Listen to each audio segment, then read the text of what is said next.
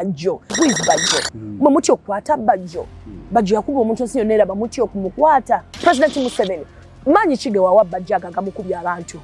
Manyi ki Bajjo okunkuba Bajjo nga nkuba nkubira ki? Because njogedde ebintu ebiruma abakyala naye nga bakyala tebibaluma. Tebiriyo. Tebiriyo abakazi bazaalira ku ttaka. Era ebajjo yamala okukuba ne mugamba you know what? I'm going to sue you. Omanyi omwami oyo kyeyanziramu?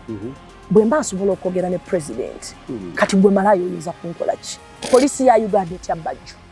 Kino si kiruma namu si kitya. Uganda police, it is a shame. Shame upon you, Enanga. Shame upon you, IGP Ochola. Shame upon you, Onyango. Shame upon you, mwena abali mu majene mu police na miche. It is a shame. It is so embarrassing. It is quite embarrassing. Shame upon you, Uganda government. Shame upon you, the president of Uganda. Shame upon you, Mama Janet Museveni. Shame upon yani omulala. Shame upon everybody.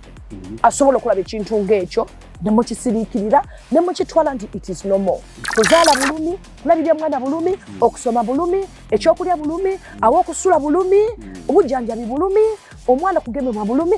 Gw'oli naakenda nanga President Museveni atuyamba buyambi okubeera president. Ani gw'ayamba? Ani gw'ayamba bubutu? Because kimanyi nti buli lw'oyamba omuntu nga tasiima muleke. Please, ebintu ebyo bikwasa obusungu n'owulya ng'owulira obusungu ofa. Abaana baabwe bakola amakyaki mu kyaki basoloozayo sente buli kimu bakyezizza. N'akatono amakyaki bagaagala. Nkiwulira buli kimu na abo abaana abo ba first daughters abo bo tebamanyi teri abaana ababonaabona. Mu Uganda mulimu abantu abefudde ab'ekitalo, beefudde bakiwagi banantagambwako, bazza ku bantu emisango ne batavunaanwa olw'okuba nti bo balina ennamba ya Museveni era boogera ne Museveni. Abantu bano bazza emisango egy'enjawulo kyokka ekyewuunyisa ne boddukira mu bitongole bya gavumenti ebirina okuyamba omuntu wa bulijjo balonkome oba obawaabire, bagamba nti bo babatya olw'okuba boogera ne Museveni. Kakati ekyo kyekituleese mu pulogulaamu y'olunaku olwaleero. Yeze kanka kapita okutuusaako pulogulaamu yaffe eno eyitibwa Political Dose. Ntuddeyo emabega wa TM Online Television ogikutuusaako ng'ali maaso ayitibwa mukyala Namuddo Liyana, we tugenda okuba nga tusojjola ensonga za Andrew Mukasa eyamukubira mu studio nga n'okutuuka kati tafunanga bwenkanya.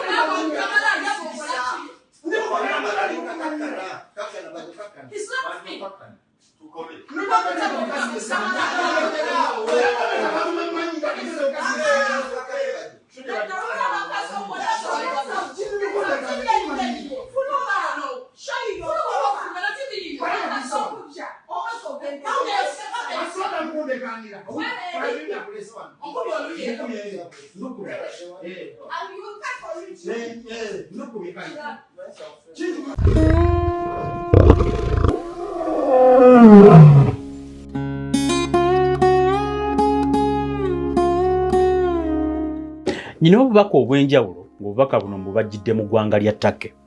Mu ggwanga lya Turkey nazuddeyo bannayuganda nga bano basawo abakugu abasembayo okubeera abakugu naye nga bafuuka batuuze mu ggwanga lya Turkey mu Europe. Bannayuganda bano Ssaako ne bannaabwe abaava mu mawanga ga East Africa beegattira wamu mu kampuni yaabwe eyitibwa 7 Union Global. 7 Union Global mwe muli ba-expert aboogera Oluganda n'olulimi za East Africa zonna abasobola okukuyambako gwali mu Uganda oba mu Kenya oba gy'osinzira okulaba pulogulaamu eno ne bakuyambako n'ofuna obujjanjabi obusinga okubeera obulungi mu nsi yonna. 7 Union Global egattira wamu ba-expert ku nsonga ez'enjawulo ez'ebyobulamu nga ba-expert bano bakolera mu malwaliro agasinga okubeera amalungi mu nsi yonna. Kakati bakugamba batya? Wano obujjanjabi bwe mufuna baŋŋambye nti bwa bbeeyi nnyo n'eyo gye baba lifaalinga luddawa osobola okugenda mu Turkey n'ofuna obujjanjabi ku bbeeyi eya wansi ng'ate bakikoleddeko okuva ku kutambuza okulabirira mpaka lwonaawona mpaka lwonaakomawo mu ggwanga Uganda bw'obeebuuzaako aba 7 Union Global. Kakati abasajja mwenna nafunye obubaka kuva Turkey nti mu Turkey obuzibu bwa prostate cancer tebukyaliyo. Bajjanjaba prostate cancer nga beeyambisa alternative treatments nga togenze n'ebyo bya Ssaako, chemotherapy na biki n'owonera ddala. Basobola okuyambako gwe Munnayuganda alina omuntu wo nga yajja acid n'omubiri ne guggwawo, bakola plastic surgery omubiri ne gusobola okuba nga guddawo. Abalwadde b'emitima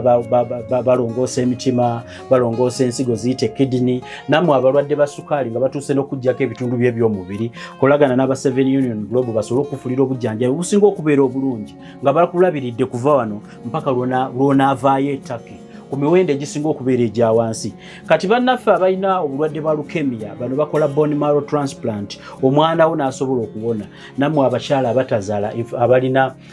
high infertility, abali infertile, musobola okugenda mu Turkey ne mufuna obujjanjabi nga bano bakozesa IVF alternative treatment okusobola okuba nga naawe ofuna ku mwana. Kakati 7 Union Global balina office eri permanent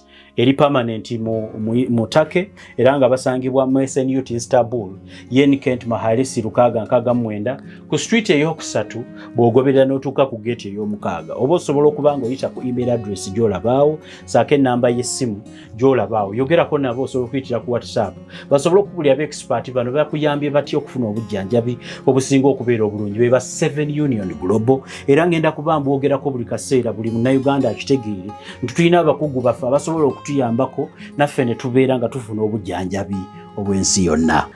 Kati oluvannyuma okulaba akatambi ako njagala ngende ewa mukyala Namuddu. Otandika otya okugenda mu TV eno ewaagwirawo bye tulabye mu katambi? Katutandikire gye watandikira ennyabo. Badde nga mbeerako nnyo ku different TVs. Kolo nayitibwa nga tulina okubeera ku show ku Baba TV. Omwami na hostinga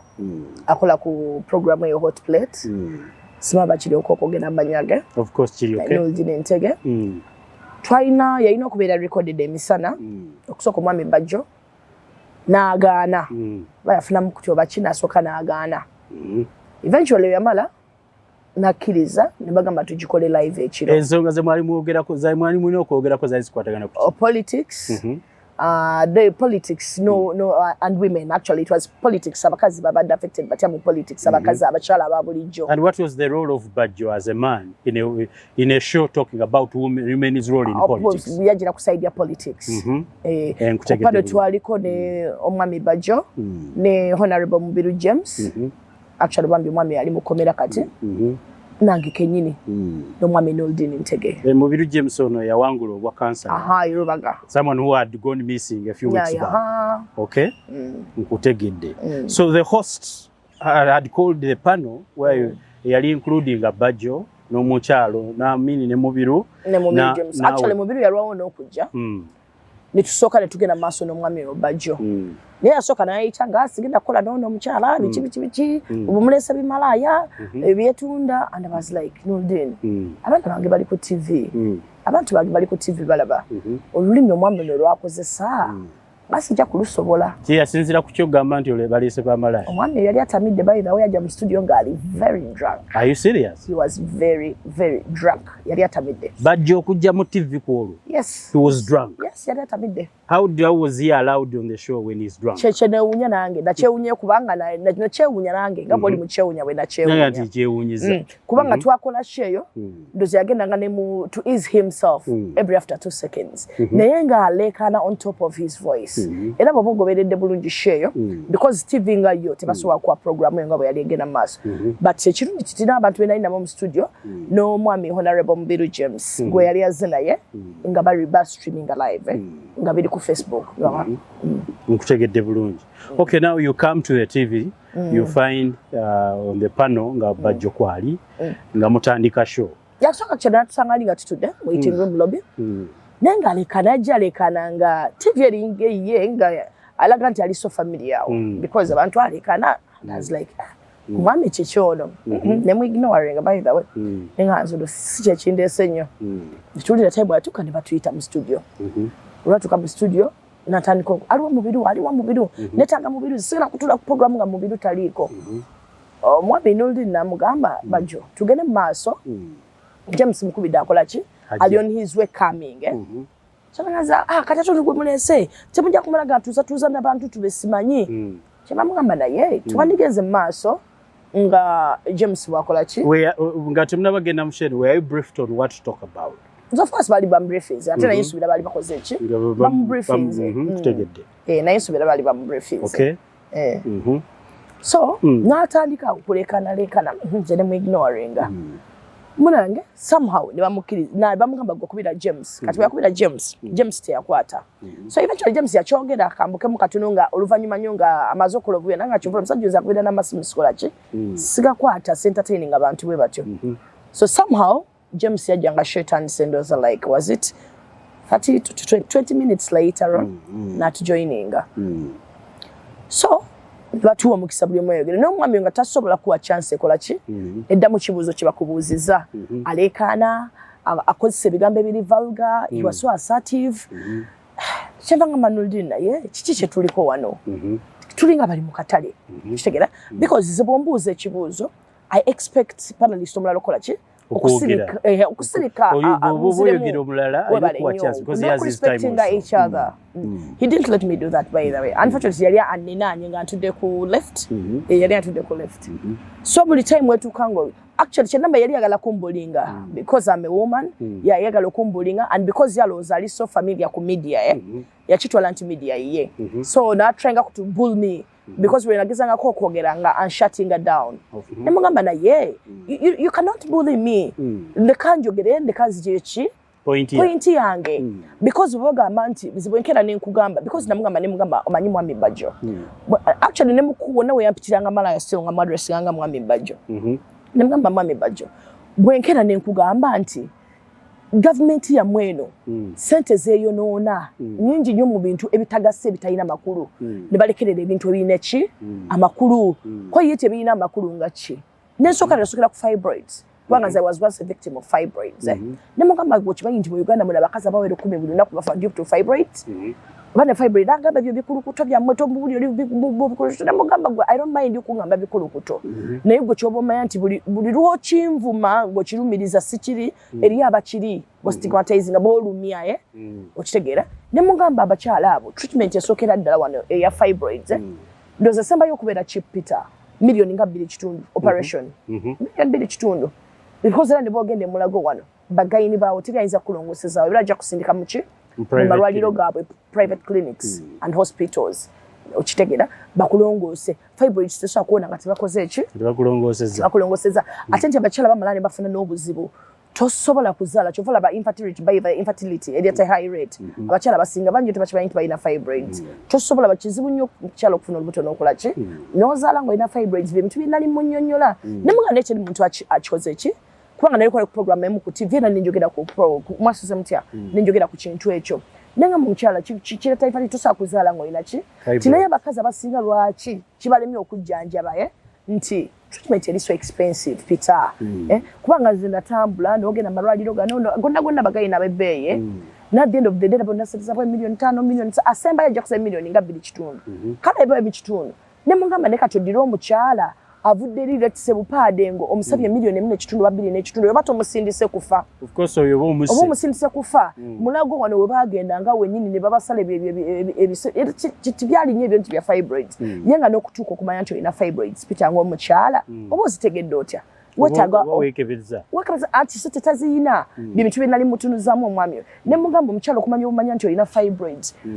process joyitamu genda ku imaging center ziscans zona zitokera ku mitwalo bigula mitwalo 3 ku 5 nemugamba nenga government erina obusobozi government ya Uganda obuterawo abakyala emintu facilities ngezo malwaliro okitegera nti scan ezo ziba kuyita emulago nti scan kujja kukole scan yagala scan mitwalo 10 taziraba bintu ebyo zisobola nti kulaba kyamaanyi nyo kikola ki kirimu bintu bina mutunuzamu omwami yo natandika okunyiga. So in these discussions ze mwali mulina you are trying to emphasize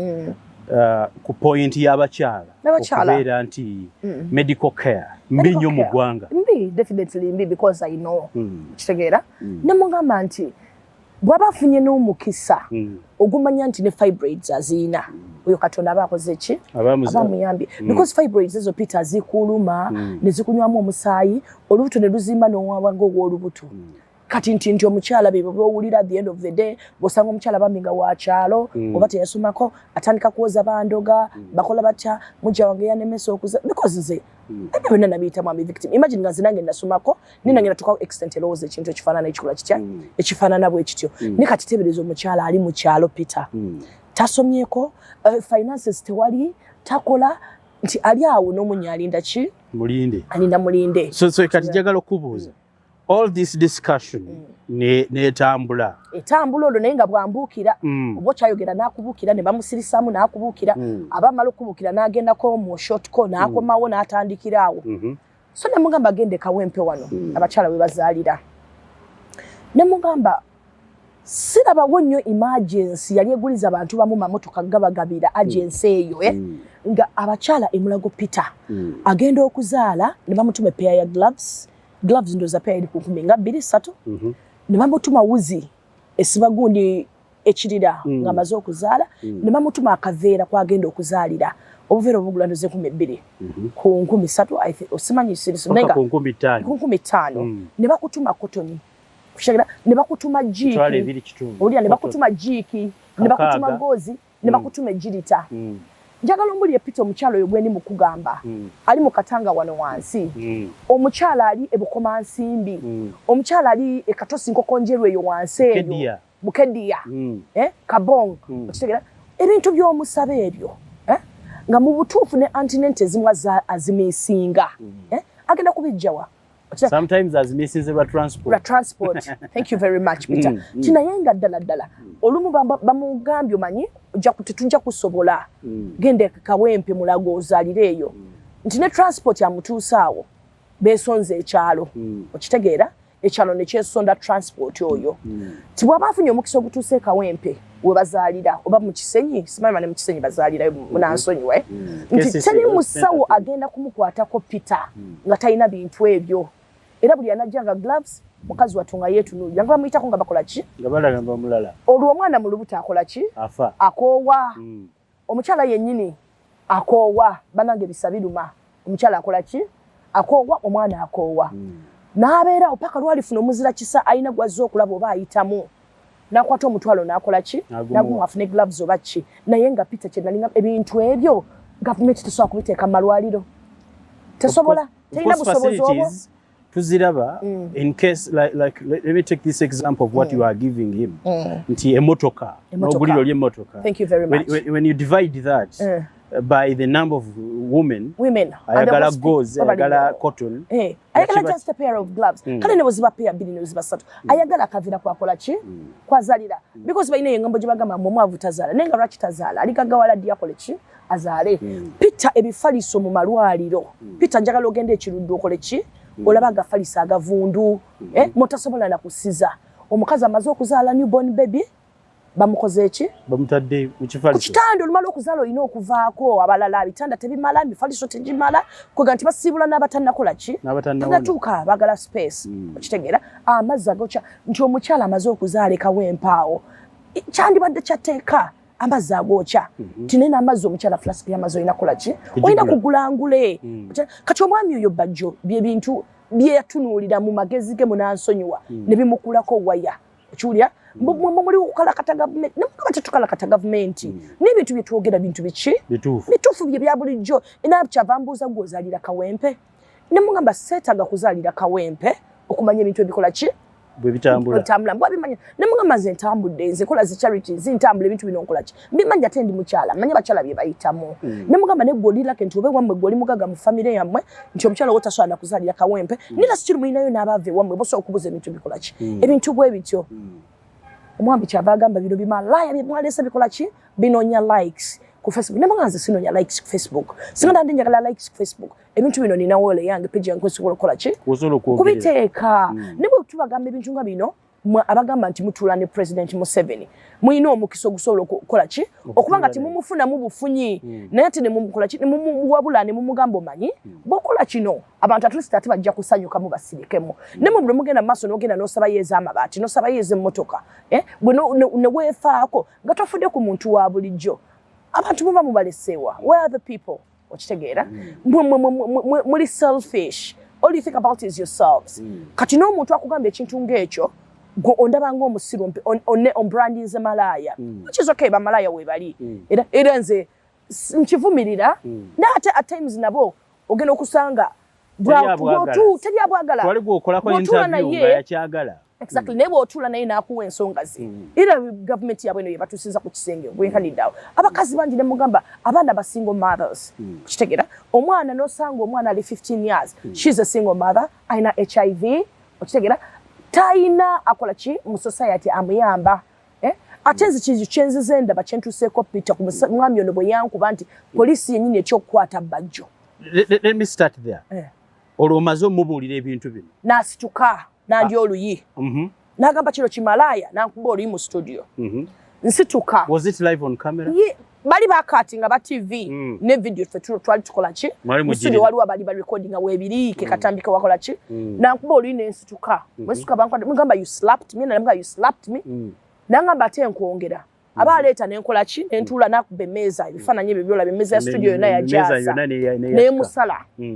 asituka nkuba oluyi olwokusatu atabuse alinga kuba mukyala we kweganza newunya omuntu bwatyo bw'otuukira okukola ekintu bwe kityo ku national TV olwo omukyala gw'alina waka olwo housemaid gw'alina waka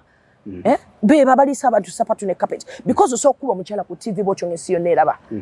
n'ompita malaaya abaana bange balaba kati olwo omukyala gw'alina waka apita abaana housemaid gw'alina waka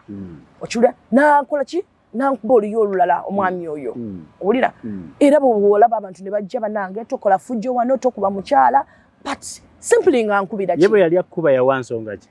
tayagala bimalaya kumumanyira mu tuwalampa gavumenti olwo oyogedde ku ddwaliro oyogedde ku bizibu by'abakazi olwo omumanyidde nangamba fair opposition tuwala ne mugamba sitaka kuba opposition okwogera ku nsonga ezikola ki eziruma abantu ne mugamba tisina bakyala bokka n'abaami gye bali ne mugamba kati kyali actually ebimu ku birala ebyankubira ne mugamba gwe wavaayo mu covid wano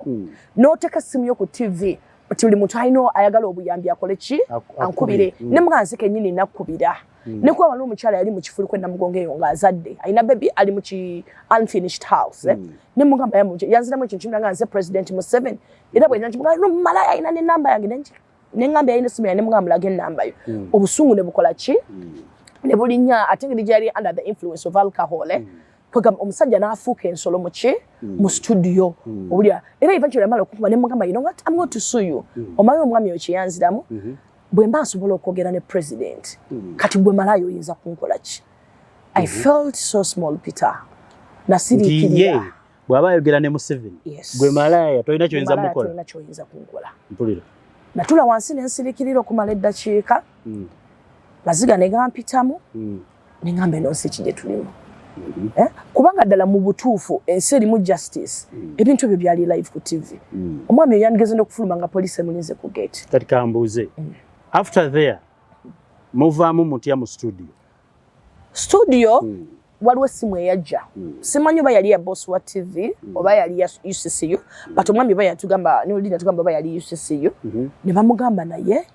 ogenda otya maaso ne programu eyo where you have a woman seated to you ngali violated bwatyo kyava gamba Bajjo tubadde tusaba weetonde timwetonde kyeva muganzi neetonde olw'okubibwa ne Ssaako omwami arrogantly omwami Bajjo netondera abalabi olw'okukuba omukyalo ono naye ateze teekamu amagezi era still n'apology ng'owulire bonsi lwalirako nkuteekamu amagezi yatunulira omwami oyo sho bwe yaggwa nensoka ne champitirako ne tukaina mu tunyumyamu actually n'abali mu studio because ye shora gwa n'afuluma n'adduka n'agenda ngamba omwami oyo ne baganda ye how can such a thing happen nga umuntu bwati muba mukyaleeta waaki mu bantu nange bagamba manyi ng'obusungu bunzita Peter nentambula nenfuluma nenkola ki nengenda busungu nalina bungi enkera actually sava na waka namala nengenda namala ndagenda ndafuna time nengenda ku police entinda nenzigulawo case nengenda ku police surgeon ne bakola bye bakola ne bayita ba witnesses ne bawa obujulizi bwabwe ne ninda ngenda okulaba wiki namba Peter police tenfa ko tempita nagamba ye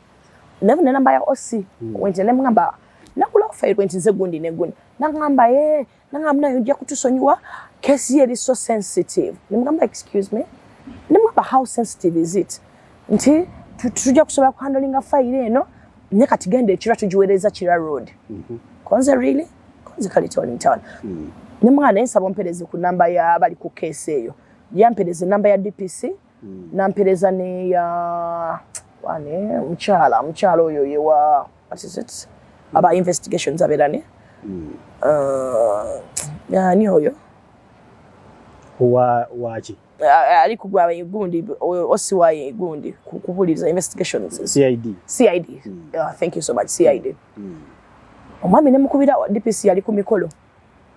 ngatakwa ne mweleza WhatsApp nangamba ngenda kubuuza OCCID jakudira teyanzirira enkeera ne mukubira nangamba yemwe ndi mu office jangu ngenda ku Kira road ne musanga mu office here actually he was having lunch bamwita Nicholas nitogera unaita OCCID omukyala najja so omukyala oyo nakubira oyo mwami Bajjo ne basooka banyumya ndooza bemanya Bajjo jebale twakulina no smart campaigns bichi mwatu yako sete za campaigns era olanga bali so familia nengamba tibanga eno ngane waliwo justice wano olwagira namugamba nenda kuyitwa kuva luli oganja okola ki okujja neba muyita omusango gwa assault ku file eri complete okuli ne video ng'akuba omuntu neba kyamwega dilly-dallying him to come Uganda police oli picture so Uganda police is dilly-dallying him titukulinze naye nga tojono jaddi omuntu insulting omuntu namu assaulting Peter okitegeera nga mulaba video weziri bakyamwegaira nabaga ndi safari nja kwegamaye nga yaba one time kwana kikola ki it was a Monday yina one time ndowozo olwokuna DPC kyabamdamu namwe nja kulinda olwokuna era simu yabanga ngamba DPC Bajjo mumwegairiza okujja ku musango gwe oba no we know how to handle such people what do you mean nemugamba videos ina bulungi nazikuwa case ine eri file eri complete why mwegayirira Bajjo to come to police why did you just arrest this man because I think assault is a criminal of course it's criminal is a criminal offense mwana ngamba mwegayirira Thursday neita teyajja Friday neninda cheva ngamba nekwata simu nenkubira mwami DPC Nicholas nemugana naisebo what is going on with my case kwa mwakati nganze ntaniso kwegayirira nze nsaba police yazamina ngamba fairo yo baji tusabye eri ku region ku Jinja road ngamba mukama katonda wange ngamba atikati yenonyeyo ki nchomanyi omusango gwo bagamba muzimu mutya who is Bajjo era nakimubuza nimukama who is Bajjo mwe muti okwata Bajjo yakuba omuntu nsinyo neraba muti okumukwata nti kankwe namba ya RPC omukubire neninda teyajimpa actually nagisaba na muntu mulala nenkubira RPC wa Jinja road bwe namukubira nemweyanjulira nemugamba munnange fayiro bagizunza kati bangambye eryawo yangamba mbu ojja kufuna time ojja wano tutule tuwogere tulabe ekyokola so as like bannange nakubwa evidence yonna weeri naye kati ngende ku poliisi ewa RPC tutule tuwogere ki bize mbalagemu engeri gye balina okukwata mwami Bajjo mbalagemu engeri gye balina okutwala kesi mu maaso it beats my understanding. No, what I have to do. Let me ask you a question. Please do. What is Bwatuka police? What was so special with Bajjo in police's talk? The way extent that Bajjo can tell them nagamba police nagamba nti nkwagala kati yena mga nja kujja luno. Is what did you say as their connection? It was so shocking. By that VIP treat je bamuwa bayina okutya okwe because nabuuza omwami oyo nemugamba Bajjo mwegayirira okujja era nakimubuuza in his face nemugamba lwaki police ekyokwata Bajjo who is Bajjo it's not what you think to arrest nze n'abantu abasinga Bajjo nemugamba then why don't you arrest Bajjo is assault a criminal offense nti yes nemugamba kati Bajjo yabawa n'obudde kwanagira and they were all looking angasi okitegera looking angasi tebayina na kyakungamba okitegera kati can you imagine okubalira kubira RPC owa regional Jinja road nangamba ojja kufuna obudde ojje fayiro yange weri bagitwalayo teri wa police nti oba IO yali ankubidde nobody has updated me nti oba fayiro yeri wano mboba kino kyekituuso ate nga balina enamba zonna kusikola ki kweziri nobody kati kyenebuuza Uganda police Bajjo bano be bafuga Uganda police nekikomawo nekikomyawo ekintu Bajjo kyangamba mu studio nti if I sit with the president nvuma president ate gwe malaayo ononkola ki okubyo no ekintu ekyo kinnuma lino nkikola ki ti Bajjo ali mu kulya butaala wayagalira wavaayo n'avuma abantu n'akuba abantu police manyi Bajjo waali police ganyo kwata Bajjo maybe because I'm a nobody ate Bajjo ayogera ne President Museveni. Let's talk about that thing kwogera ne President Museveni. Of course anyone can wake up and say nze njogera naye nze Museveni nabadde naye eggulo nze yaŋŋambye bw'ati. What is the behavior of Bajjo yenga ye mu kwogera ekigambo ekyo tayogera ne Museveni? He was bragging. Omanyi ku bragging nga alaba kya kitalo nnyo nti mutima nze nga nze kyampa nti Bajjo akola ebikolobero bino because ayina immunity ya president because up to now Peter ompa nsonga kinti it's a month almost genda kwera mwezi bukyanga nkubwa nga Bajjo takwatibwa nga te mu Uganda waali gwe tekikuzayo ku mwami Bajjo kyayogera nti if I speak to the president tegwe malaya walampa government. Bajjo claims that you kolokota government yerovuma Museveni you speak wrong to the authority. How is that which true? Authority? Museveni yennyini nti how nzokogera nti abakyala bafe bizimba nzokogera nti mu marwayo temuli batutuma cotton batuma ne gloves au mampala mpyo omuntu yenna Peter wali otuseko ma radio government of course ngenda yo byenjogedde gyebiri I've seen it almost everywhere. Gyebiri gloves ziri malwaliro in government hospitals ebitebiri tebiriyo oyino kubyegulira kati nze awo mampala mpyo ntya government fa abakyala abantu all we need are basics kale mutuwe basics kyenagamba okitegeera omukyala mama w'eggwanga buli musawo n'akuyita because soina bya ate nga nayo at times omusawo mutuufu mu biseera bya bulwadde HIV and what ani agenda okukwatako nga talina gloves okitegeera kati oba tebazimuwadde mu ddwaliro gwe tozireese kati gwe Bajjo bwonkuma nti kolokota government gwe wavangayo wano n'oyimira n'ovuma government n'ovuma President Museveni bye wamuvumira nga byakyuka baabikolako tebabikolako naye because you are paid to be silent I will not be silent nze nja kwogera amazima onkube nenze kyeneebuuza poliisi ya Uganda ani ono omwami yenna nga atera okuvayo n'akyulupanya n'abuzaabuza kyagamba video eyo tagirabanga nga Bajjo ankuba fayiro eyo olabe etuuse wa RPC ku region kyogamba fayiro eyo tebagiraba up to now teri up to now muntu yali azemu kunkubira nti you know what Libyana fayiro yeri wano naye ne RPC waali alinze mbunfune obudde ngende tutuule tulabe ekyokukola simanyi batutule tulabe ekyokukola bamuwe manpower egenda okukwata Bajjo simanyi tulabe ekyokukola kinze kyanjagaza mpulira okitegeera kati nze simanyi maybe netaaga okuwabulwa nze nga nze yakubwa simanyi contribution yange yali yagenda ku police kugulawo musango genda police agenda kuleeta bajulizi nakikola kati nze simanyi police ate kiki ekyayagala njiyambemu okitegeera gubukena n'okuba mu nkolokota government nze nina right eyogera ku bintu ebitaliiwo ng'omuwi w'omusolo nga citizen nina right ebyogerako kubanga abantu bangi batasobola kuvaayo njagala kubuuza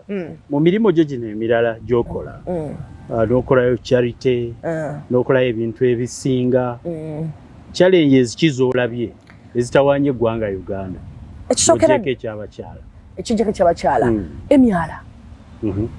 giri emulago wano zinakulira emulago wano okitegeera defilement Peter defilement abaana baba defilinga nze nakunganyanga abaana emulago ne mbateeka ewaka ewaffe emyaka 8 nenga omwana wa myaka 8 yakeba kubaka abasajja nga 13 the extent nane gwenna rana nenfiirawo paka nga bamusindisa eruzira okitegeera nino osanga abaana sente gyegenda okukomya bannayuganda ne authorities n'okitunula Peter n'otunula nti oli musirikale omukyala azza omwana we bamukute wa myaka 8 nene bakuwa sente obutuufu n'ozikiza omusango ogufaanana bwe gutyo n'oleka omuntu bwatyo butafuna justice Peter abaana abayina abaana bannaabwe osanga omwana mwana 13 kuba omwana myaka 15 aba mwana nenga ayina mwana munne on top of that ayina HIV abasajja balekedde abakazi abaana abasajja tawa abakazi buyambi kitegeera abakazi bakola ate balina obusobozi omusajja n'atuula mu bbala n'agamba bumuwa abantu kwetiza bbiya 10 mubawe ebyokulya nenga tamanyi na size yanga tomwana gwe yazaala gyayambala so bw'oba olirako ng'olina omusajja alabirira omwana ekyo kyesuneko n'abakazi bangi nze bempiseemu eyo gye mpita mu charity zayo oli naakugamba omanyi nze njagala emitwalo 5 n'omugamba emitwalo 5 gigenda tigikyusa obulamu bwange nti gitya kasooli oyo gwentunda wulira bwe nnyongerako ebikajjo nenyongerako ennyaanya nenyongerako obutungulu agakatonda mu ggulu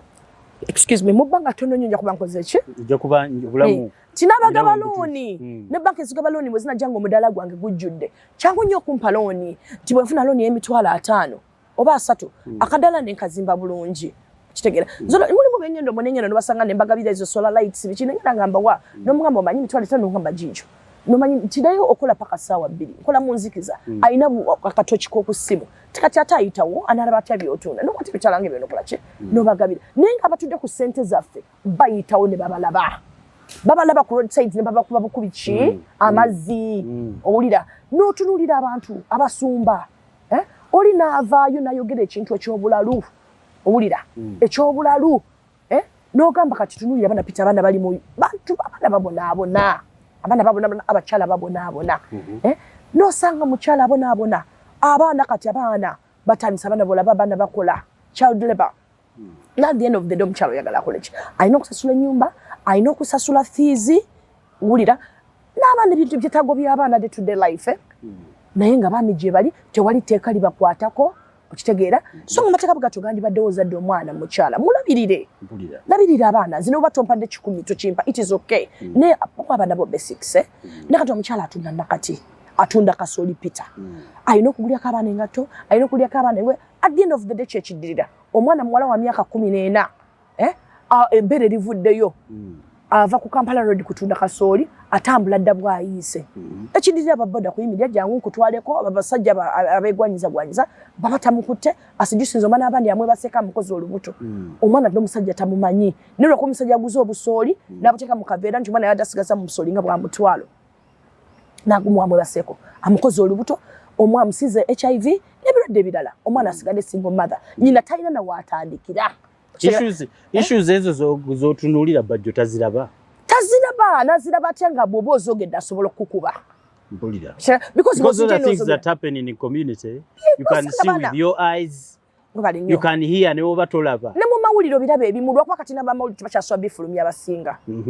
olulala nali ku gundi mu jamu wano ku golf club zalisawo banga 3 akaana kawala myaka 9 kalina abalenzi bali mu kulwana n'omanyi kibalwanya oli amuggyeko ebyangu ebye nenga akaana katudde ku pavement kakaaba pita amazike sawa budde bugenze bwakiro nabuli first okubuuza omwana oyo obeerawa kule omwana yangamba yatugamba abeerawa mu Katanga nanga bambeera eri mu Katanga wansi ne mugamba genda oteeka nti tutamu ne mwana esaazi tusabala ne mwana esaazi no kyakola ki nanga mama yangamba sidayika ng'emitima tebikoze ki tebiweddeewo mama waliwo bana yagenze kutundira bintu bye walala oba ali waka naye omwana ono pita ebikemo byayitamu mu kkubo kukubaawo naye ng'ebyo byonna pita bivudde ku ki gavumenti entutiriddewo bantu busobozi bubatuusako wakiri akatono ennyo omuzungu kayita basics n'amateeka gennyini amateeka gabwe agatakola agamateeka ga speed governors agatalina makulu okiwulira agatalina makulu gwe omwami mulimu amami n'olabanga omwami mu butuufu bannange pita ayingiza 15 buli lunaku akolera katwe asula tugambe nti asula kyali wajjala wakiri n'atambuza ekigere alabe nga aleka 10 waka afiseko 10 lwalanywamu amazzi ngaddayo n'amazzi kukuba enkyanga agenda nate nosanga omwami omanyi ti abambi bano abasinga pita abambala amakooti abali mu office be batalabirira ddala baana ate be batekera advantage of those young girls and those women negwe genda otuuke ku poliisi nti mpawabira omwami good kasita bawulira erinnya buli omu awuza this case is tricky nindako genda olabe gundi you'll never be helped I'm telling you nti mpabira Bajjo ewo bale nnyo mpabira Bajjo oyayogera ne Museveni omwami oyo yangamba if I can speak to the president nga nayimiranga ne muvuma gwe malayo ogenda kunkola kinti ukubye okitegeera nomanyi kisinga okunuma olumu mutabani wange amanyi n'okuwumuuza Bajjo is calling you malaya. What does it mean? Why did he slap you? Olumu n'obulwa byonyonyola omwana. Kankubuuze. What did you want? I want justice. Sawa no osinga kwagala. I want justice. Bajjo lwaki ankuba nampebula bwatyo nanvuma ebivumo bwe bityo Bajjo nabanga kyali abutaala. Kwegamba amateeka ga government ya Uganda tegakola nti fenna tulina kumala kwogera na president okufuna justice oba okufuuka ab'ekitalo ennyo. Video eyo yatambula naweereza eyo video netukana giwedeza nabo bamukyala Nakalema bani bonna kyogamba ku bonna tekuli yali agirabye okitegeera lwaki teri yeebuuza nti lwaki Bajjo up to now akyali abutaala fayiro yo ene gye bagamba eri ku police lwaki bagisanctioninga nayitibwa mu kooti RP Sanninda mbule nafuna obudde ngendeyo tutule tulabe ekyokola kikyokola kyesimanyi sikimanyi sikitegeera okitegeera naye nga Bajjo lwaki ali abutaala rene yoba yakakikola abantu bameka since lugolowooza nze kati kituufu nvuddeyo because I'm a woman of steel okitegeera ate nze I'm brave enough okuvayo okwogera ekikola ki ekinnuma noyinza okwekanga ne ba house girls gye bali n'abantu balala bazaakola ebintu ebifaananga nabo ebityo gwe olina olukusa olukuba omuntu gwe ngaani gwe onkuba ngaani nga ki ekinkubya ompita mbalaaya ku ki olina obukakafu obw'ekigambo kyompita naye poliisi ya Uganda enanga n'alyoka avaayo n'alyoka awoze munyenye n'alyoka awoza ki ne cases bwe zityo he's silent kyogamba enanga talaba mwami enanga talaba nga video ebiriko video n'ayogera ebitaliko n'ayogera ebikakafu byalabako okusinga bwasa kirupanya n'ayogera ebitaliiyo okitegeera so ffe tujja kusigala nga twogera amazima geego okitegeera nze Peter teri muntu agenda kungana kwogera kituufu kyendaba because I've been there Peter nze nagenda wano e Kasenyi amawulire ago gaali ku Spark TV omukyalo oba wamulaba oyo yali mu biveera asula mu biveera omukyalo alina HIV munansonyiwa omukyalo ekibumba kirwadde mukoka amukulukutiramu naye nga bayina ne area MP w'ekitundu kyo omwami oyo yani Sematimba yaliwo by then era ndabuuza ne bagamba Sematimba bino ebintu tebabiraba nenga n'ebintu abantu ngabo ni omukyala nga n'akataka ke waali manenenda yamuwolerako ssente ayagala katwala tujja omukyalo ntimutwala ensambya okitegeera n'abantu abamu abayambako bambi mikono gyange bali mu diaspora n'ebintu ng'ebyo byonna takyali muntu ayamba buli gw'otuukako bannange kino kyantuseko oyinango ssente mmeka okitegeera ujjangu banaitu oyinawo ssente mmeka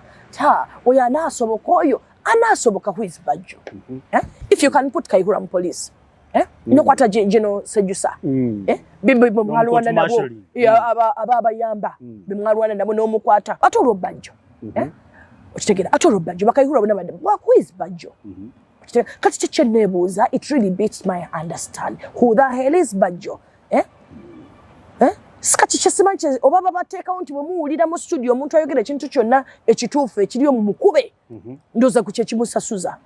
okitegeera nemba mubuli okuvaayo nakola bu vidiyo obuzigo obw'ekirogo obwo lwawulidde we bagabye ssente nga tebamuwadde lwakolokota gavumenti lwe bamuwadde n'abeera silent n'akuba abantu of course Bajjo byazayogera ku gavumenti bingi tubirabye bingi nnyo and no one has ever slapped him no one has ever assaulted him bali nnyo ne mukomera sanga bamutwalanga mukomera nti kyovu President Museveni naye bwe President Museveni omukyalo ono omukyala wa President Jeneti bano bamama fiina mwena mubeere eyo kyala tusibako ekintu bwe kityo ne musirika n'onkuba kati Bajjo oba osobola okunkuba mu camera in front of a camera kati kyekibeera behind the curtains singa nsanga wabbali teyandi kubeera nzita n'okunzita and everybody is silent about that can't we take advantage because government oluusi ebeera siro oluusi wabeerawo ne biases ezibeera mu government can't we have a step we take when it comes to bibiina by'abakyala nabyo ne bitwegattako they can come because obujulizi bubwo weebuli I was insulted and assaulted kubanga otukira okumpita malaaya ku National TV n'oteekako okundi MP naye ng'onkuba onkubira ki kubanga njogedde ebiruma abakyala kati kiki kyokola emabega gye batakulabira bajja zavuma abantu bangi omwami bangi bavoola nze mulaba no nga voola abantu n'abavuma n'abatukuza okitegeera bajja amaanyi ago agajjawa ani aseesa waliwo engeri gye muyinza okutuulamu ne mukkaanya saagala kutuula na Bajjo I want justice Bajjo yangu saagala Gufune musente ajja kubanga abantu atuule nabo okitegeera tujja kutuna byoyo gyaffe nti kubanga ojja kumala okunkuba ompeebuule tutuule ebbali ababadde bandaba nti bannange n'abantu ababadde bankaabirako nti ate nga takyayogera kiki omusango gwakkirawa tajja Gufula muze kugenda nga akuba bantu odonga oti wano yakuba omuntu wayiseewo bbanga ki tali luziti mukomero babamututtewa okuva lwe yakuba omuntu MP naye akyawera ennemba najjo kakati Bajjo n'atambula gwosobola n'okusanga wali emakindi azunga bbala ku bbaala kyenneebuuza kino nkisindika eri omwami Ochola Eranga Onyango bano ba DPC genzize MPC taba RPC. What is so special about Bajjo? President Museveni manyi kige wawa Bajjo agamukubya abantu manyi ki Bajjo okunkuba Bajjo nga nkuba nkubira ki because njogedde ebintu ebiruma abakyala naye nga bakyala tebibaluma tebiriyo tebiriyo abakazi bazaalira ku ttaka tebiriyo tebiriyo tukubwa nga lwaki oba onkuba nga njogedde ekituufu oba fena tumale genda ku State House tumale genda kweyabula bwoyogerako ekituufu nti onyonjo bwati ne bwati nenga Bajjo ankuba nkubira ki nonkuba nga n'abaana bange balaba nonkuba nga n'abaana bange balaba Bajjo nkuba nkubira ki waliwo step yonna eyatwalibwa TV eno abo bennyini bo tebaddamu wadde okumpitako nti oba munange tusonyiwe nti oba munange this and this and this and this and this because if someone is assaulted at the panel at least the TV yennyini esobola okutekingawo a few steps nothing you've not nothing take out steps nothing tewali kyali kibaddewo era it was so normal to them. Did you receive a call from the directors of this institution? Nobody personally yakene emisana nakuyako how are you actually nga call eringa ya how are you ya bulijjo not even the manager tewali yali yankubidde ko ntiba munange fenga Baba TV kino nakyo tewali era kyali so normal omukyala yakubibwa mu studios zaabwe it was normal to them. I see. I think we should take a few steps to join this lady in her fight to seek for justice ku nsonga ezo. Mwena emboozi eno mugifunye butereevu era n'akatambi nakabateereddeko. Simanyi magezi kigowa abantu abali mu mbeera ng'eyo. Abantu abali mu mbeera eno kyendabye tunayongera maaso okusirika ne tuwerwanako tugenda kuggwawo kyekugambye nti Peter bwe mbanze nakubwa olwo omwami omukozi gwakozesa ewaka omukyala gwayina ewaka omukyala ayinza okubeera silent maybe nga ayina kyamwe ne kati olwo omukozi because the mere fact oyimirira no raising omukono gwo ku national TV n'okuba omukyala kubanga akubulidde kigenda mu maaso kati ate kyekibeera ewaka behind closed doors okitegeera ate olwo basanga mu mabaala ba waitresses gyanyula kuba munyiwa mwenge ba waitresses okitegeera ate abantu bagulako abakyala bagulako ebintu ku makubo okitegeera kwanza omwami waba yeeyisa bwatyo nze abantu bangi bankubira essimu ne baŋŋamba naye osobola otya okutula ku pano yemu n'omwami oyo buli muntu yeewuunya omuntu akyahostinga omwami oyo kuba bagamba naku M.I.S.O yali yamubaninga naye nga Bajjo olukusa olukuba abantu Bajjo alujjawa who the hell is Bajjo it is coming to a month now Peter Bajjo has not been arrested kwagamba biriawo buli omwa actually police ya Uganda etya Bajjo kino si kiruma namu si kitya Uganda police it is a shame upon you Enanga shame upon you IGP Ochola shame upon you Onyango shame upon you mwena abali mu majene mu police na biche it is a shame it is so embarrassing it is quite embarrassing shame upon you Uganda government shame upon you the president of Uganda shame upon you Mama Janet Museveni shame upon yanyu omulala shame upon everybody asobola okulaba ekintu ng'ekyo nemukisiriikirira nemukitwala nti it is normal it is okay it is okay kyokka ne muvaawo ne mutandika okuvaayo nga mulimbalimba abantu ne mubalimba kino okitegeera nze Peter ebintu actually nkiro kye nabagamba Peter nali mu Busoga okiwulira nensanga omwana nze actually mu Busoga gye bazaala abaana bange omwana atambula awenyera muwala yali azze kubbowa kusena mazzi okiwulira Munnansi kikomyawo mbadde nkyerabidde actually COVID we yagirawo nali ntandise campaign ya tissue sanitary pad cotton tibuli ayina wadde tipi emu bwekyagimpe omwana Peter nga awenyera kyemba mpita omwana ne mugamba kamba ne mugamba obadde ki ekyasooka okunzijira mu bwongo bwa kitu kyona kyogera ku program eyo eyankobya ekyasooka okunzijira mu bwongo bwange nalowooza omwana oyo yali raped ng'omwana ekivundu ekimuvaamu Peter ekivundu n'ekyamaanyi ne mugamba kama side kubanga abantu baliwo bangi ku bowaholo nekivano ne tuddangawa eri ebbali nembuuza omwana ng'owenyera kiki naye nga nninda ekigambo kimu baakoze eki bankozesezza nasirika nga amaziga gamuvaamu ne mugamba lwaki okaaba nenjagala okikumukubirawo nga ndaba kimuzitowe ne mugamba bakutte nagamba Nangamba actually ekita menstruation mwene mu menstruation. Ne mugamba ba menstruation owenyera. Nangamba nina obulumi. Mugamba menstrual periods tezireeta bulumi. Ne mugamba yingo owunya tonna nabako tebakugamba tumena mu periods okola ki? Nangamba be yanziramu nti be. Ne mugamba mbulira omanyi omwana Peter kiyangambe kikabya n'amaziga akaveera kanyi kyakoza kaki ne mugata akaveera kaki netandika okugamba jangu kyembazira ebbali mu nnimiro n'omwana oyo ne mugamba kandabe Peter abazaala tuli munnako abakyala tulabye abalina abaana abawala omwana oyo ngaddira akaveera ka black n'akakubamu ebituli n'afuna amawulire amakaddobe ebipapula n'abiteekamu keye paddingisa owulira Peter kintu kino keye paddingisa so friction akaveera ko buli lwatambula nether blood bimubabula wansi ne mugamba naye lwaki okozesa ngenda okutunulira gwembuuza ekibuuzo ekyo nga zakibuuza nze nfuusa omusiro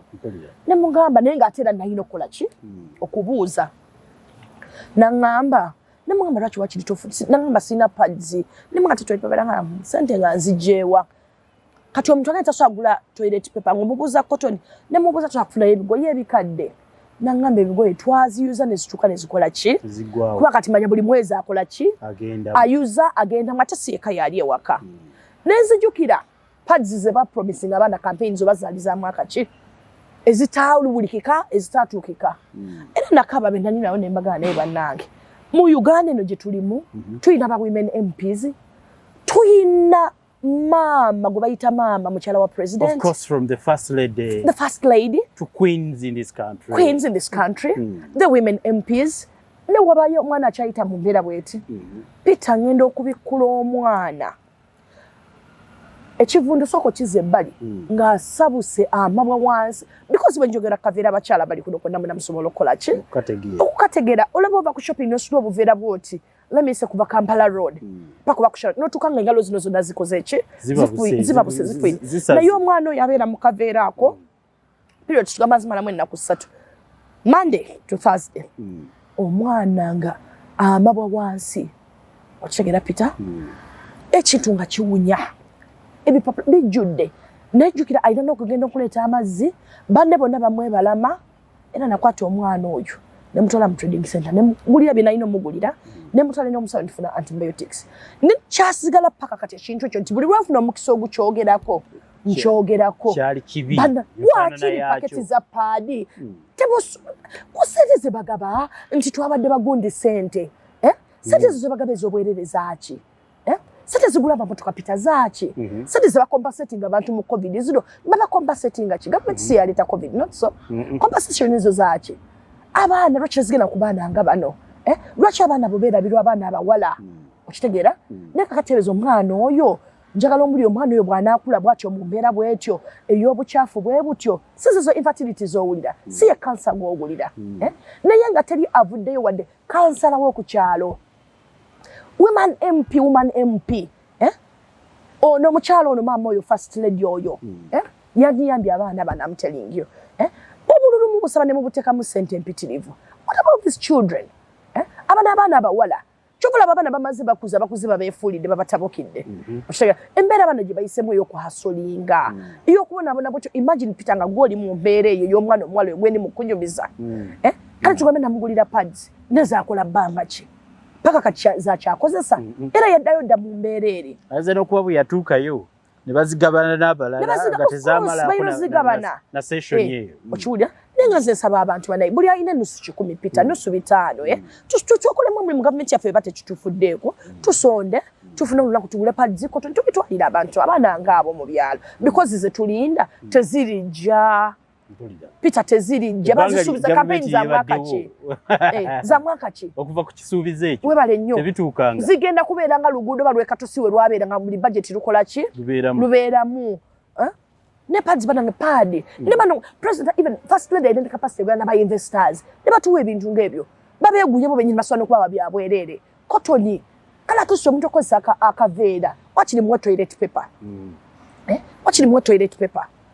nino ogenda okola charity Peter nolaba abantu we balwana olina lwanire kilo ya sukali nolaba abantu balwana nenga ate bayina ne capacity gabe ebintu ebyo nene basimbisa abantu line okubagabira empale okugabira ennusu 10,000 bagala kalulu naye lwekito kitandika from the start ng'omanyi nti oneesima mu kifo ky'okugaba empale n'otandika okuyamba abantu ng'abo bannanga abantu babonaabona n'owuddonya ky'obawo nolaba nga nekyogaba nawe kikukoze kikuweddeko okitegera so buli muntu alina ebintu ebikadde pita babireete oyina enamba yange alina wadde toilet paper emu bweti pita bwompa toilet paper emu n'omulala tusobola okuza toilet papers 10 tusobola ogenda mu wina abalina engwe kale bazitugabire n'ebigoye ebirituwe kale wakiri tuba tetulina pads ga gavumenti tezigabye katulonde ebigoye mu wino tubibawe ne buli muntu takyafaayo nze nagenda nentunga omwana neŋŋamba omwana ono embeera gy'ayitamu Natasha bwayita mu mbeera eno bakiwulira batya nenga abaana abazadde bwe bawa emisolo ate be bantu abasinga okuwa emisolo abazadde b'abaana abo okitegeera nenga ali eri omwana bwatu kati Peter njagala nkoye nti omwana bwatyo kitegeeza nti mu mwezi amisinga ennaku nnyanga tasomye okitegeera n'ettambula erimu emyezi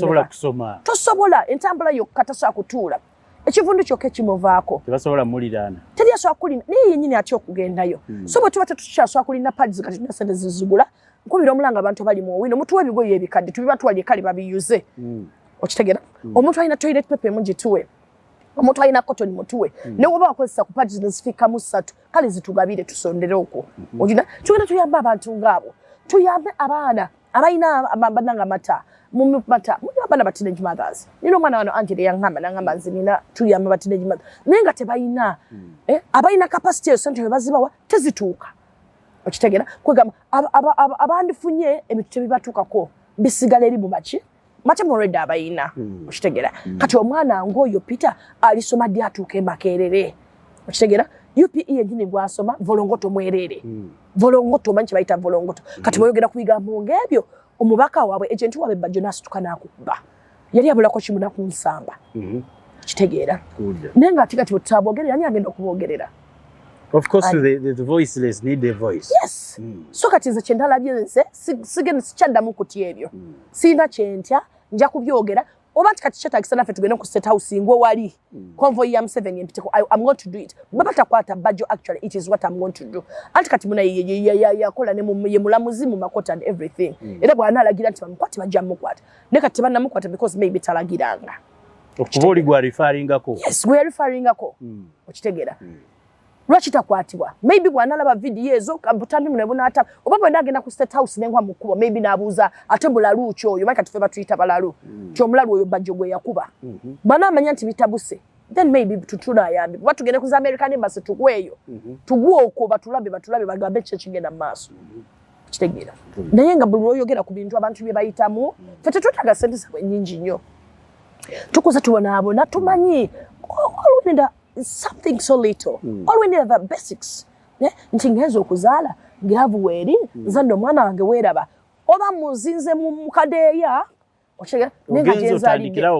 wabale nnyo otandikiraawo okitegeera naye n'ozaala omwana mu bulumi obweki nobeera olubuto mu bulumi obwekitalo omusajja ababakoze embuto tabubeeredde waddusa bamu tebabamanyi kuzaala bulumi kulabirira mwana bulumi okusoma bulumi ekyokulya bulumi aw'okusula bulumi obujjanjabi bulumi omwana kugemebwa bulumi abaana bamumanyi lwaki tebagemebwa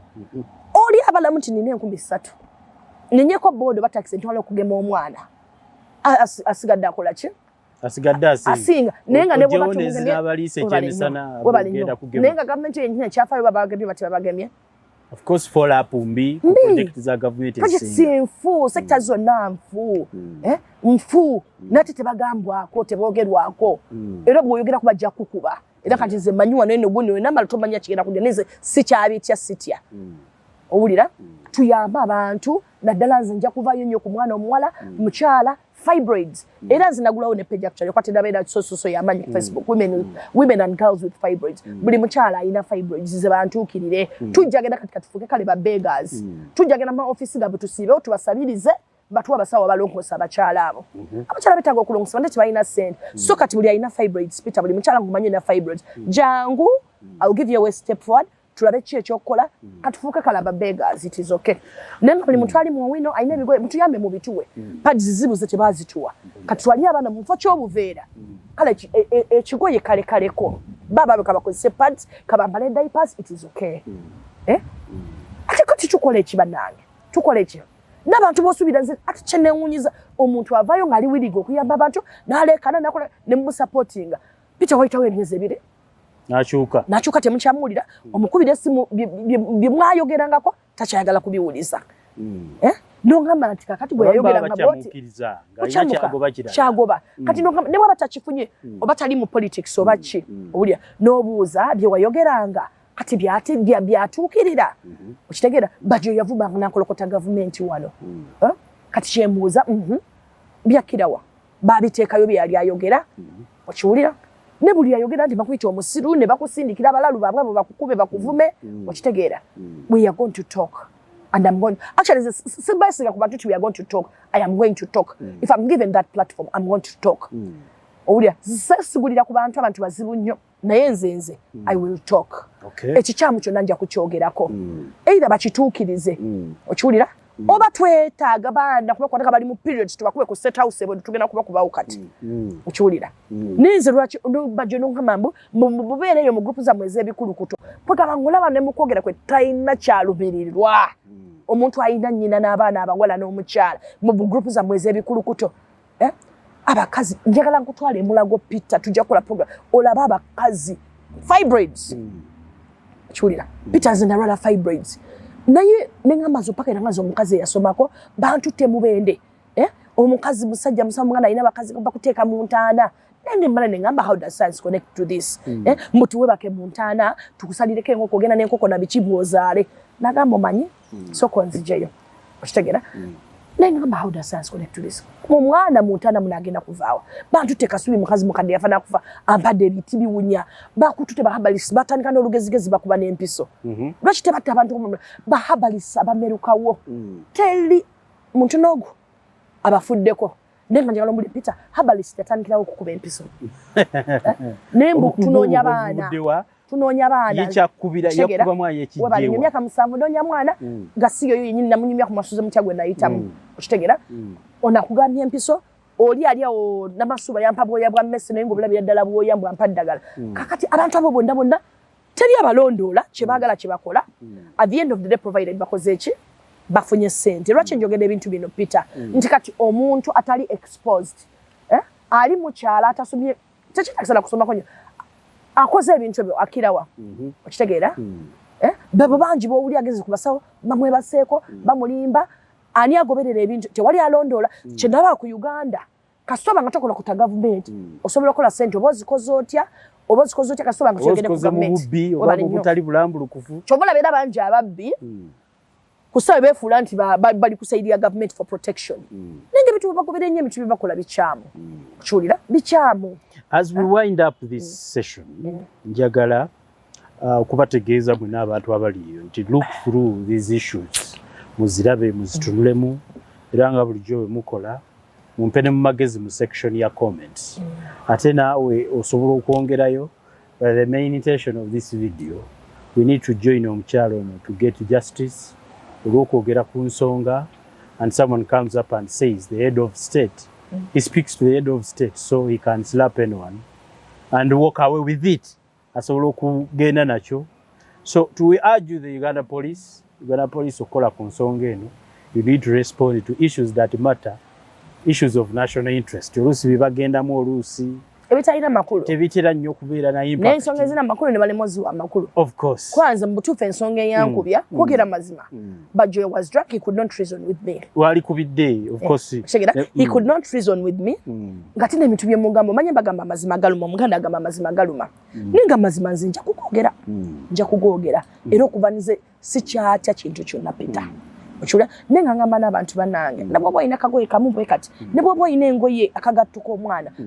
tishu ne bw'oba ogikozesezaako pazi nesigala mu nti munaye mpaka ebeera mu 8 wakozesezaako ennyo esokoleke ebintu ebyo abirina ani omuntu yenna ayagala obikutuusaako babintuuseeko ine namba yange obawe ennamba yange nze nja kuvuga nja kujja mbikolekiting era n'olunaku lwe nnaaba ŋŋenda okubigamba nja kusonda abantu abali willing tugende nabo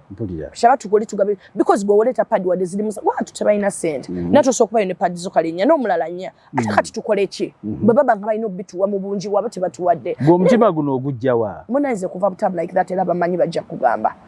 nze nalinga katubere mulaga nga nikita nti primary nenga atira nzija n'ebintu ewaka nengende mulago mu ddwaliro ekikwewunsa n'embigabanga ngani muto bwenti nzijiko mula waliwo omuwala baali bamuyita Madina era yali ku wodi y'abakyala era twalinayo anti waffe nga bamulongoseza namusanga ng'empewo yali nva I was in even P5 about by then nali mu P5 nzija amasuuka ewaka abamanyi Peter bamanyi bwe bakimanyi nti nkikola kuva butonze nkikola nze ne wake wange wajjula abantu which is okay nze tedi kimpasanyu ku mutima gwange kulaba muntu nga smilinga naye gwe n'olaba omuntu Peter akantu akatono koyina capacity kakolera omuntu ne kakulema nako ne kamwetonza ne kamuwandiisa ebiwandiiko n'omwetolooza n'owandiika amabaluwa lwaki nkuwandiikira ebbaluwa nti mbadde tusaba ku box za pads ogenda okuzigaba lwaki kinatagisa ekintu kyosooka okugamba omugambi face to face went Peter lwaki nokiwandiikira ebbaluwa kitegeera so mba nensaba abantu Peter ne bwoba olina olugoye gwe kyolabanga ekikadde gy'oli kipya eri omuntu omulala kituufu tigwe nawomba ne t-shirt ng'erimu ekituli omulala abantu bane kibambaza t-shirt za yerezo si kuba nti baagala tebalina byakwambala tebalina byakwambala so nze ngamba buli muntu ne bweba sapatu gireete mufaliso nze nja kujja mbinone nja kujja mbicollecting era mujja kubiraba ebintu byammwe tujja genda tukoleki tubigabe era nja kola nfune olunaku Peter tunakola tugenda mu wina abantu b'omuwino abantu bakisa atuwadde ennyanya atuwadde omuceere atuwadde babituge abantu bali bubi bantu bali bubi abantu babonaabona nenga ate sente zaabwe zigula amamotoka sente zaabwe zizimbiddwako edizibalukawo buli lunaku ebikomera bizimbibwa naye sente y'abantu abo boolaba abaana bakozesa obuveera kitegeera kati oyo omwana akozesa akaveera Peter ne ku ssomero omwana naga nti tulina ogenda ku ssomero oba ogenda mu makya ogenda n'enku akawunga batwala obuwunga kati ne gavumenti sibitegeera buli kimu kiri upside down. What is free education? What is free education? When they pay for almost everything. Obale nnyo buli kimu abaana babyetwalira nenga free education yo yennyini kati ebibuuzo bibino byatudde abaana e Kampala wano balina zitaabu babadde online basoma kati omwana oyo abadde asomera kuki ne TV radio ze bagamba twali aba tuziraba nazogerako era unazogera byankubya by the way byali bingi byankubya byali bingi TV ezo zenyine zi radio twazogerako tezaalabika okiwulira yende zandituuse kwani nani okiwulira zandituuse kwani nani olaba obenyini sente zawe zibalimu okugabana ne balwandagana bokka na bokka ne kati mu kyalo njagala ombuulire nti ebukedi wali wagenda ku kyalo ekimu radio mmeka ba TV mmeka era kakati at the end of the day omwana kitegeeza alina okufuluma mu nnyumba y'abakadde be kiragende mu sente batadde TV alabe ki TV oba wadde emisana ne risks eziri mu makubo ozimanyi so mufe ku baana b'abantu nga mwe mufa ku baana abammwe ne mubatwale basoma zi Cambridge ne mubawa buli kye beetaaga mu mashutcases mu pocket money mufe ku baana b'abantu banna Uganda aba bulijjo abaana bano ababonaabona be baana be mufuga mugamba nti mubayamba okubafuga okiwulira mugamba nti mubayamba buyambi then mubayambe mu bwe beetaaga mubayambe bulungi goli nakenda nanga President Museveni atuyamba buyambi okubeera president ani gwayamba ani gwayamba bubutyo because zikimanyi nti buli lwoyamba omuntu nga tasiima muleke omuntu atasiima okyayamba waki muleke ogende bibyo nze picha bw'ompa emmere buli lunaku mpa sente zo sisiima lwaki tonneesonyiwa n'omuntu atasiima olemerako waaki so bungwa abaana bano ebintu bye beetaaga n'abakyala amalwaliro gabeeremu ebintu mwe mutwole byonna bye mwagala at least mutwe obutini ennyo obutukulako waya kiwulira abantu omuntu bali emmere olunaku bakiyita batya kimu bwe kiti kimu kide bwona omuwa akawunga ajjaka ne bwona omuwa ensigo zisimba bazirya buli notwali omuntu ensigo zisimbe ne bazirya nazifumba akyalina ekyokulya akiyina sukaali abantu abamu tebamanyi gye bakoma kunywa ku sukaali okiwulira ne bavuga amamotoka amanene ne bagavuga ne bagayisa ku bantu ne babakuba amazzi sente zaabwe zebaliko so muwa abantu bano bye beetaaga nze nja kulwana nnyo sayidi y'abakyala n'abaana ate nze siriko nti oba omwana mulenzi oba muwala kiwulira naye muwa abakyala bano ebintu bye beetaaga obutale bazimba obutale mubazimbye obutale zi World Bank ne zifandinga owulira obutale bwennyini tebusoboka emidaala sente tezisoboka sente zisasulwa midaala ezo sente nnyingi kyera omwavu tajja kukola ki empooza teri kyabwereere ebiro bina bye bajja ne balimba teri kyabwereere at the end of the day olina okukwata mu nsawo yo akatono kofuna olina okazaayo tunulira zino zennyini poliisi zaabwe nze nina ebifaananyi okungenda bikuwa ng'otunulira abapoliisi bennyini we basula abapoliisi bennyini we basula nga nvunza okitegeera neteri bennyini be badda ku bantu ne batalima okuwa abantu justice okitegeera so muwa abantu what people need mumukole ebyamwe mutukalakata emyaka 2 mutuwe bye twetaaga kwakati ebyokubalwanyisa tubikoze eki tuwe bye twetaaga give us what we need abana bayita bwerere omwana yangamba ine empale emu jasibaka agaveera najoze ekiro please ebintu ebyo bikwasa obusungu n'owulyango owulira obusungu ofa abana baabwe bakola amachachi mu chachi basoloozayo sente buli kimu bakyezizza n'akatono amachachi bagagala Nchulia buli kimu na abaana abo ba first daughters abo bote bamanyi teri abaana ababona taswaga matata wabe nabasuduva kenyino okwekola mu mulimu genda okuyamba abaana ngabo omwana nanonya n'empale gyayambalanga tagiraba omwana nagenda ku ssomero ngate kubanga talina pad uniform zirimu ebituli tebayinanga tubasomera mu bigere envuza ne ziruma abantu paka ku mabeere bawoza doi kiki kye batasobola kukola genda wana emulago katango labe emyala egiri awo kondo muzikulukuta mu myala enkuba olutonye kasasiro ne bamureleasinga okitegeera naye nga kiki ennyo kiki sente ezo we have that kind of money kubanza bukana ndongamba nti wagabye biliyoni mmeka wazigabye sente zogaba zaaki is it a mass ncho ino zigaba mbukompasentinga abantu covid bichi wokompasentinga already nga bote bayina nawe nacho bano covid be hitting hard nti nyina yayina akabala pita nakabala nakagala up to now kagale takagulibwa abana ko bali bali kimu yo mukompensatinze ki obana bo bajja batukako wabali nyo at the end of the day bana bagenda bafukira ekizibu be babana bajja kubasika kama masimu mu jamu ojja kusanga side minister ziri ko tebasomye timbawadde bibetaga bakulide mu kubona bona ne bechawa mwe chayisiza abantu bechaye ku mitima jabwe abantu bayina obusungu abantu bayina tuyina actually sija gamba batuyina obusungu obulya Peter notuko kusabiriza nti banange munyambi mkolere kino mumpe ngana batu bakubona obenyini tibabiyina okitegeera tebabiyina obida bagwana obenyini obakubagana ngabe batu amata mu covid amavundo bombo kadaboka nenga it was okay with them ngababituwa bamala kutabuka ne bakola ki nibaliyo kababyogera but it was okay with them boche basinga okufa ko mbuto zaabwe na accounts zaabwe muyamba abantu banange ate abantu bana babona basika tebalina wala enda mukatanga wano genda mu Kimumbasa abana baliyo ba young kids ba prostitutes omwana mama ja daleta omusajja namugamba soko ofulume bweru Tiori anko wajja mugambe siriwo omwana nakulanga kibayi mama yingiza abasajja ono noli naye ali mu room eji niyo mukazi alina abana nga bana ayina sirimu mumuwadde ddagala HIV libazita ARVs nino kyokulya takiina takikulima kwa ne kyokulya takola ki takiina kyokati bwakanyimbo yekulusanya okunonya sente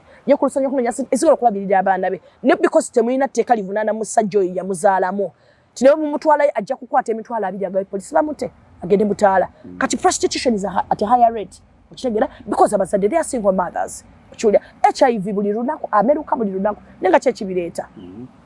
zabiro ne blaminga ku government chokola abantu batandise okugiblaminga nti enkuba etonya nnyo government abantu beekyaye okitegeera so give people at least the basics mutujje mukawukumyo omuntu nojja n'onkuba oli because njogera amazima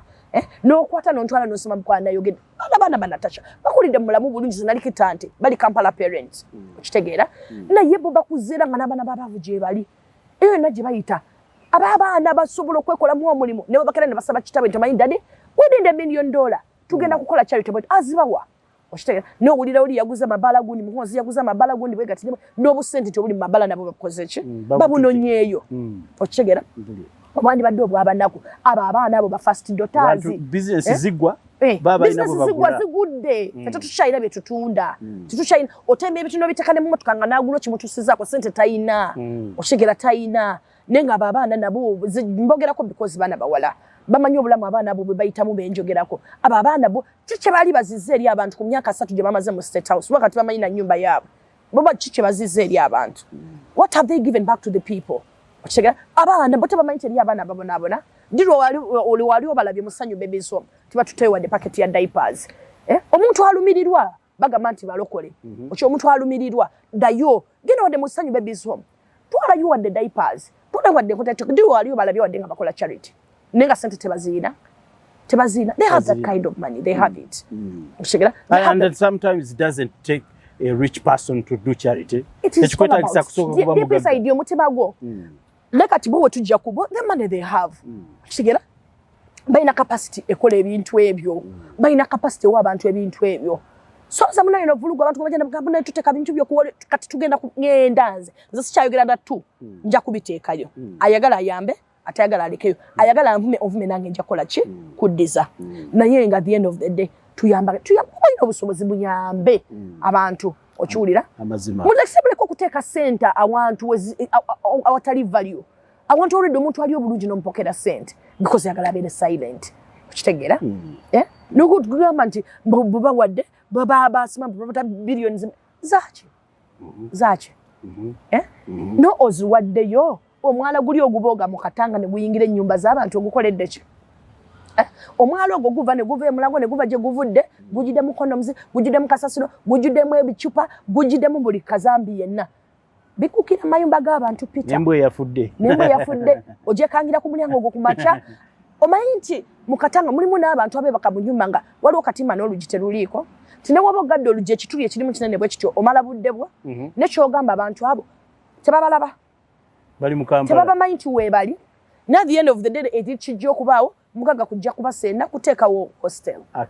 akedi kati obasindiseewa sibe baabana bosindise ku street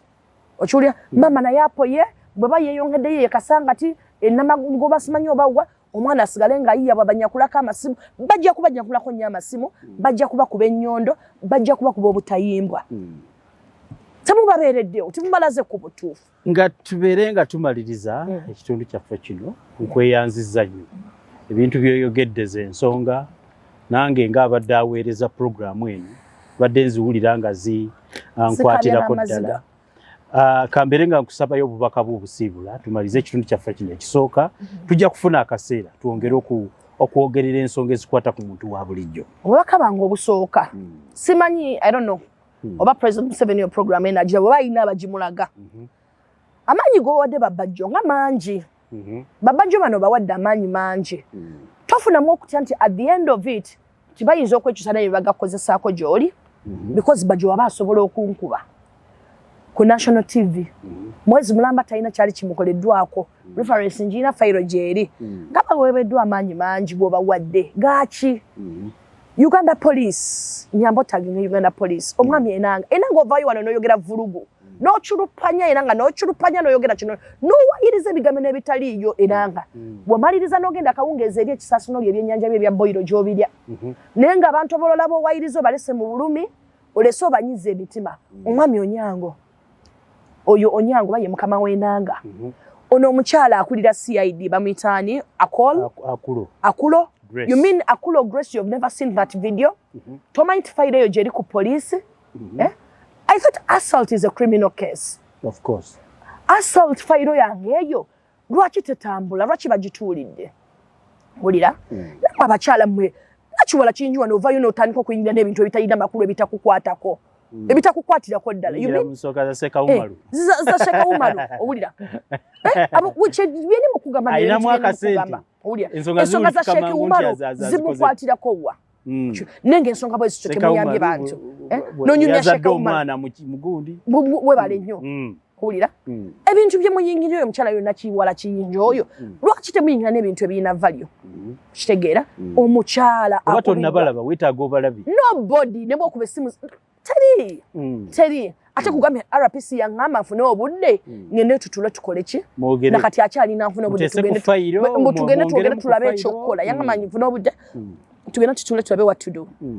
so I don't know what to do kuki ku ngeri munonyezeyo bakanyama bagenda okukwata Bajjo kuba kati nze paati eyange nze awawabira nagimala bagalayo amafuta ebintu byamati byebabeeramu ebyo buli lunaku ebintu byebabeeramu ebyekiralu buli lunaku ebyo ate tebakutta tebasiima oshegera aba bakyala ba ministers baani bavayo ku bintu n'olabira ddala omuntu ng'amaze obudde bungi ku bintu bitalina nsonga ne n'omukwendo nga mumanyi mbadde planning akola kintu bwe kiti agakatonda mutaliddamu kukwata ssimu yo and they have that kind of money so bannange nze Uganda Police Enanga Onyango ani aigipyochola abeera mu buto wali manyi obulungi